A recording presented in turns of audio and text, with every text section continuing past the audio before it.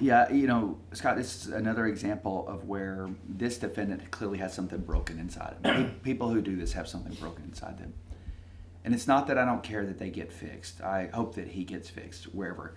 But at this point, when we get to this level where we're charging him with a felony, I'm not interested in fixing him. I'm interested in separating him from the rest of us because I'm interested in protecting the rest of us. So this defendant turns his life around, gets help, that's great. Whether he does or not my focus. My focus is on keeping kids safe. Yeah. So we had cyber tips that were reported to NCMEC, that's the National Center for Missing and Exploited Children, and those cyber tips were forwarded to Detective Pamela Minchew of Precinct 2. Detective Minchew started to look into them to figure out who it was that was the source of the cyber tips. So the cyber tips reported from multiple platforms like Instagram and Synchronous, which is can be a cloud storage application that the user of those accounts was in possession of child pornography. That was pretty bad. And so she started to look into it, and as she started to hone in, she got a phone number from those cyber tips from the user or the subscriber to the account. So she texted the phone number and tried to do it kind of like an online solicitation case.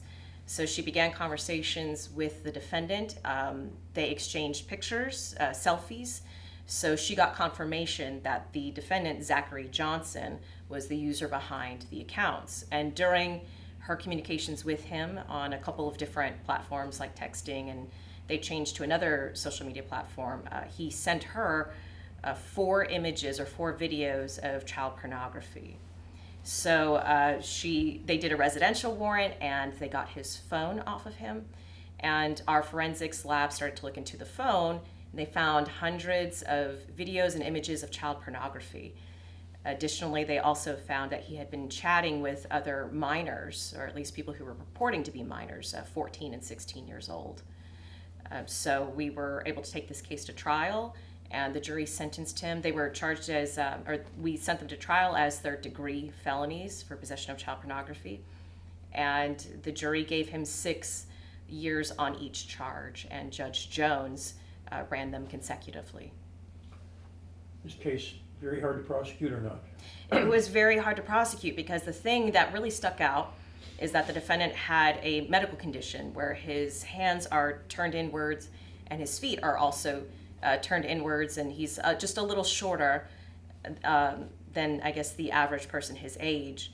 So he was in his early 20s, also age is a factor, and you can actually see his condition. So I think that made people feel sorry for him. And our jury had to they had to look past that and look at the actual crime and whether or not he was dangerous. And with their sentence, I think that they told Montgomery County, we do think he's a danger. And I think that was the right result. All right. Mike, your comments on this? Yeah, I want to start by giving some credit to the defense attorney in this case, John Choate. Been with our county a long time, serving people in this county. These are hard cases to take. People don't always want to take them because of the nature of them, but John fights for his clients, and he fought here, and he made the best arguments for mitigation, that this young man had some disabilities and that prison would be hard for him, and we appreciate those comments and those arguments. The jury heard that, and they did give some mitigation, and that they didn't give the full 10-year sentence that could have been given for each charge.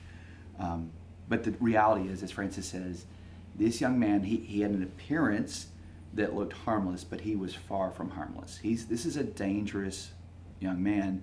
He wanted to go from the images in his head to putting his hands on a kid, and he would have, but for us stopping him. And credit goes to Precinct 2 and Detective Pam Minchew, who did a great job, and our investigator, Christina McKelvey.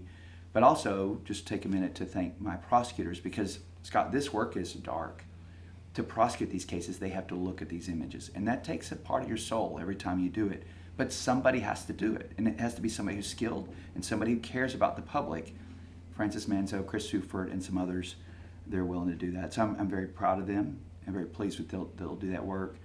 But it's a case where we wanted to talk to you, because if there's anybody out there looking at these images, they need to know if they're in this county, we find them, we are going to do our best to put them in prison. Mitigation or not, we are going to do our best to put them in prison every time because we want to stop this behavior, because it does go from in the head to hands-on. All right.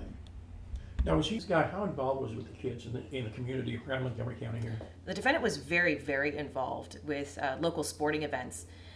We're not clear to what extent he involved himself, but we do know from his phone and from some of the testimony that he regularly went to sporting events for primarily junior high and some high schools, and ingratiated himself into those teams and had many pictures clothed with young children, primarily junior high age, and primarily boys, and just they were seemingly harmless pictures, but when we looked at his phone, we saw really what his intent was.